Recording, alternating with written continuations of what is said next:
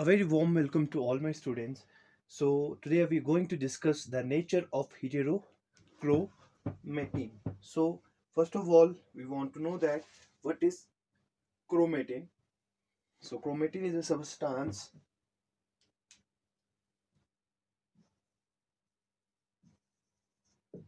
Chromatin.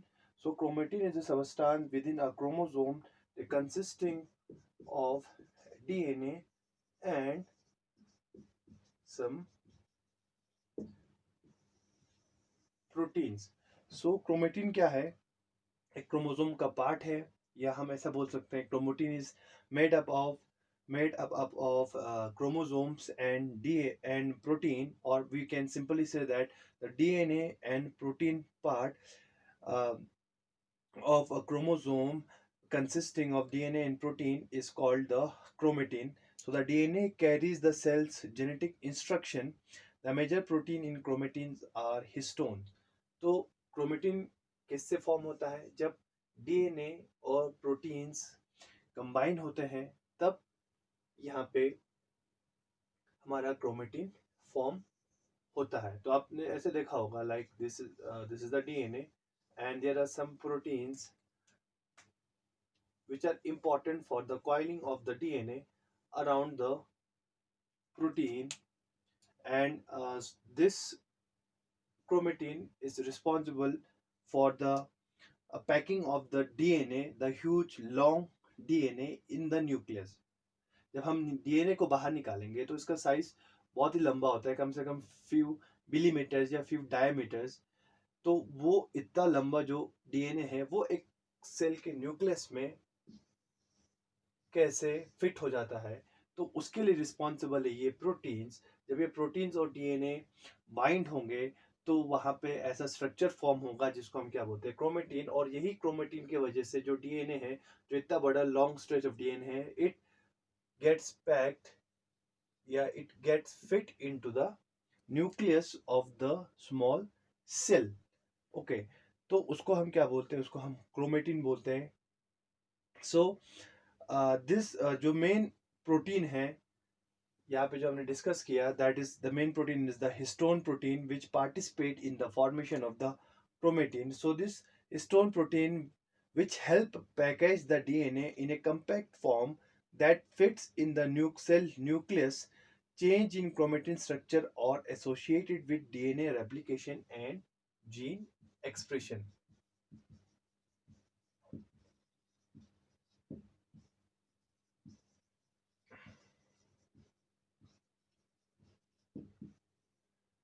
तो ये जो डीएनए और प्रोटीन जब कंबाइंड होंगे तो क्रोमेटिन स्ट्रक्चर फॉर्म होता है. तो जब डीएनए हाईली कंडेंस फॉर्म में प्रेजेंट होगा तो वो ऐसे स्ट्रक्चर्स फॉर्म करते हैं which are not able to replicate और which are not able to express the gene. Okay, तो उनको एक्सप्रेस करने के लिए इन प्रोटीन्स का वहाँ से हटना इम्पॉर्टेंट है, या हम ऐसा बोलते हैं unwinding of DNA is very important for the replication and gene expression. तो हमारा जो टॉपिक है that is about the heterochromatin या nature of heterochromatin.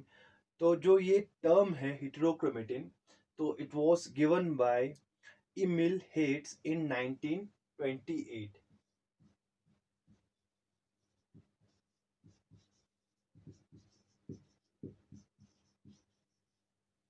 In 1928. So the term euchromatin and heterochromatin was given by Emil Hertz in 1928.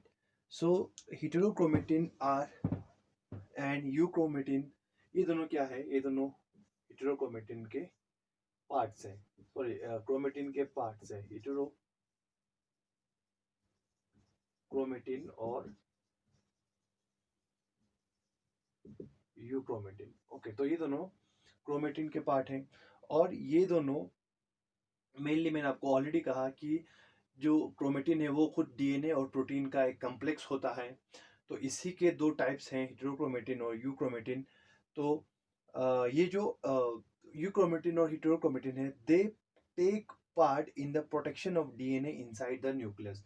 एक तो ये protection provide करते हैं और बहुत सारे इनके फंक्शंस हैं, ओके, जिसकी वजह से इनको अलग अलग कैटेगरी में रखा गया है। तो सबसे पहले हम यूटेरोक्रोमेटिन के बारे में जानने से पहले थोड़ा सा यूक्रोमेटिन के बारे में देखेंगे। तो यूक्रोमेटिन क्या है? It is the lightly packed form of chromatin that is rich in gene concentration. तो क्या होता है लाइटली पैक्ड? अगर हम देखेंगे क्रोमोसोम्स को, तो कुछ पार्ट्स हाईली कंडेंस फॉर्म रहते हैं और कुछ पार्ट्स लाइटली कंडेंस रहते हैं या लाइटली पैक्ड रहते हैं। और जो हाईली कंडेंस फॉर्म रहते हैं उनको हम हेटेरोक्रोमेटिन्स बोलते हैं। और जो लाइट पार्ट है उसको हम क्या बोलते हैं? उसको हम यूक्रोमेटिन बोलते हैं। ओके, सो जो लाइटली पैक्ड होगा, ठीक है, जिस जो कंडेंस नहीं होगा जो क्रोमोसोम का पार्ट, उसको हम यूक्रोमेटिन बोलते हैं। और जो हाईली कंडेंस पार्ट होगा या हाईली पैक्ड पार्ट होगा, टाइटली पैक्ड पार्ट होगा, तो उसको हम क्या बोलते हैं? उसको हम बोलते हैं हेटेरोक्रोमेटिन।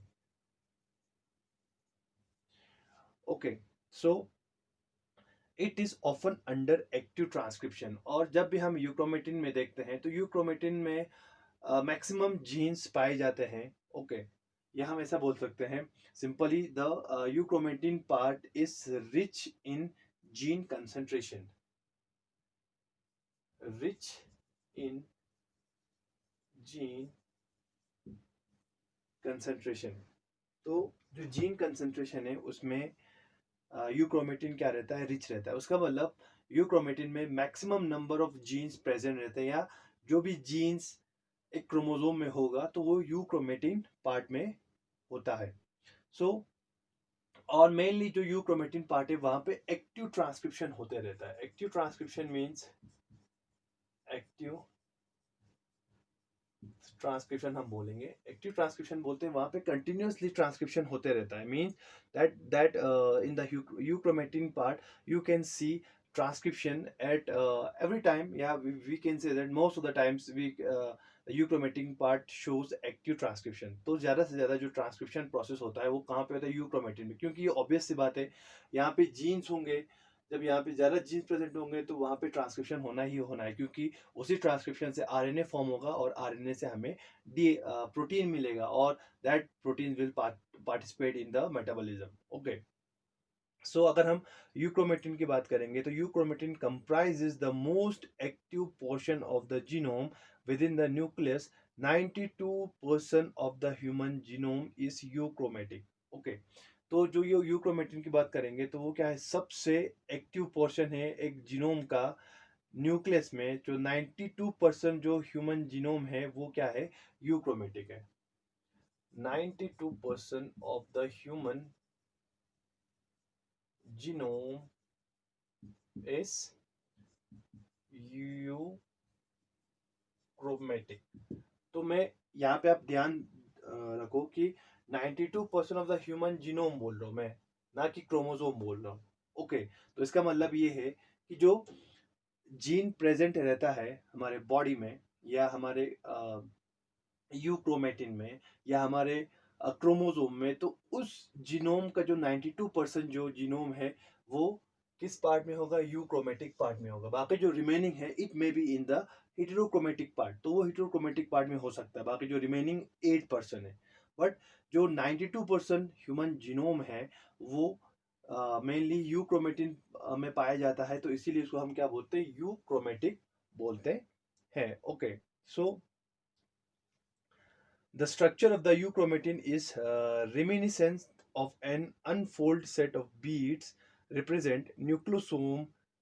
Nucleosome consists of 8 proteins known as histones with approximately 147 base parts pairs of DNA wound around them. तो जो ये यूक्रोमेटिन है तो उसका जो स्ट्रक्चर है it is reminiscent of an unfolded set of beads. ठीक है, जो अनफोल्डेड सेट ऑफ बीट्स है उसकी तरह रहता है, जिसको हम क्या बोलते हैं? न्यूक्लोसोम बोलते हैं। अगर हम न्यूक्लोसोम की बात करेंगे तो न्यूक्लोसोम में 8 हिस्टोन प्रोटीन्स रहते हैं जो जिसके अराउंड कम से कम 147 बेस पेयर डीएनए के अराउंड वो प्रेजेंट रहता है। हम ऐसा अगर ऐसे दिखाएंगे तो इस तरीके से, this is our histone protein.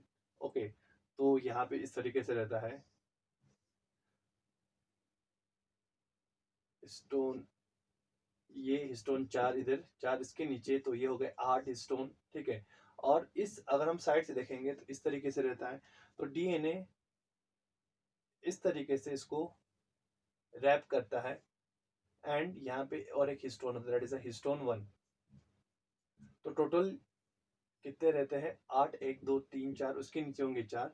तो 8 हिस्टोन प्लस ये वाला हिस्टोन 1 जो डायरेक्शन उसको प्रोवाइड करता है, टोटल 9 हिस्टोन्स प्रोटीन रहते हैं, जो क्या करता है, जो हमारा न्यूक्लियोसोम फॉर्म करता है। तो इसी न्यूक्लियोसोम के जो स्ट्रक्चर को हम क्या बोलते हैं, उसको हम यूक्रोमेटिन बोलते हैं। So in euchromatin the wrapping is loose that the raw DNA may be accessed.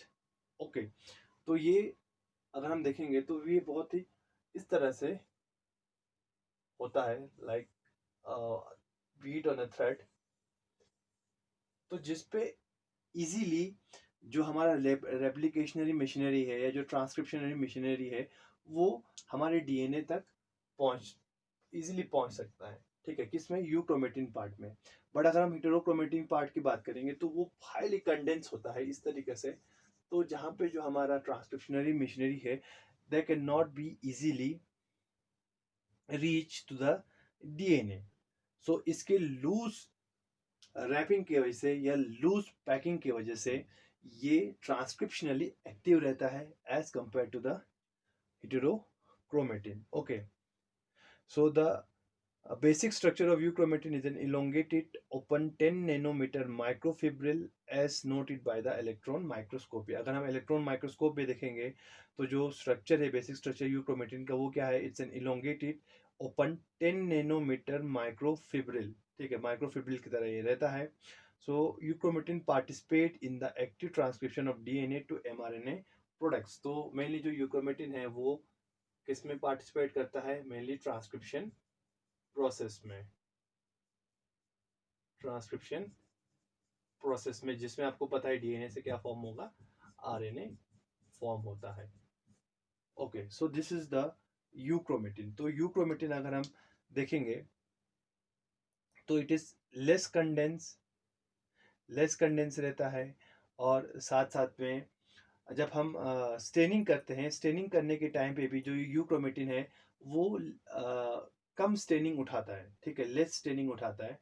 तो उसी को हम क्या बोलते हैं? उन पार्ट्स को, जब हम क्रोमोसोम को देखते हैं, अब जब स्टेन करोगे, स्टेन करने के बाद आपको किसी किसी जगह पे आपको बहुत डार्क स्टेन्स दिखेंगे। अगर ये एक क्रोमोसोम है तो कोई कोई जगह पे आपको पूरा डार्क स्टेनिंग दिखेगा इस तरीके से, और किसी किसी जगह पे आपको बहुत लाइट स्टेनिंग देखने को मिलेगा, और अगेन कई जगह पे फिर dark dark dark staining, then light staining, इस तरीके से फिर डार्क स्टेनिंग। तो जो ये लाइट स्टेनिंग वाला पार्ट है, दीज आर द यूक्रोमेटिन। और जो डार्क स्टेनिंग कर रहा है, जो अगर हम कोई स्टेन डालेंगे तो जो डार्कली स्टेन हो रहा है, तो उसको हम क्या बोलते हैं? हेटेरोक्रोमेटिन। तो हम इजीली इसको डिफ्रेंशिएट कर सकते हैं कि वो यूक्रोमेटिन है और वो हेटेरोक्रोमेटिन है। ओके, तो अब हम जाएंगे हेटेरोक्रोमेटिन के पास। ओके, सो हेटेरोक्रोमेटिन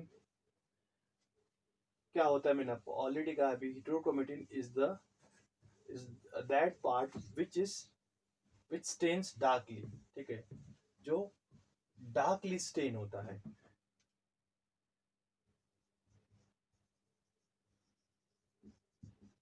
जो डार्कली स्टेन होता है, और दूसरा हमने क्या कहा कि वो टाइटली पैक्ड होता है, ठीक है, या हम ऐसे बोल सकते हैं हाईली कंडेंस। जो हाईली कंडेंस पार्ट होगा क्रोमोसोम का, ठीक है, या हाईली पार्ट ऑफ डीएनए, तो उसको हम क्या बोलते हैं? उसको हम बोलते हैं heterochromatin. So the region of chromosome that appear relatively condense and stained deeply with DNA specific strains, ठीक है। जब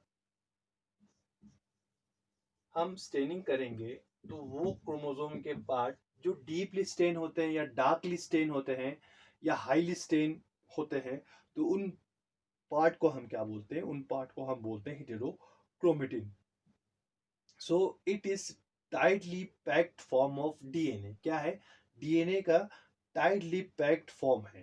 तो जो टाइटली पैक्ड होगा उन एरियाज को क्रोमोसोम के या उन एरियाज को डीएनए के हम उनको क्या बोलते हैं? हेटेरोक्रोमेटिन बोलते हैं। सो अगर हम देखेंगे हेटेरोक्रोमेटिन भी दो पार्ट्स के रहते हैं। एक को हम बोलते हैं फैकल्टेटिव हेटेरोक्रोमेटिन और दूसरे को हम बोलते हैं कॉन्स्टिट्यूटिव हेटेरोक्रोमेटिन। फैकल्टेटिव हेटेरोक्रोमेटिन और कॉन्स्टिट्यूटिव हेटेरोक्रोमेटिन। ठीक है। तो before we go through this facultative and constitutive heterochromatin, हम नेचर देखेंगे कि हेटेरोक्रोमेटिन का नेचर होता कैसे है।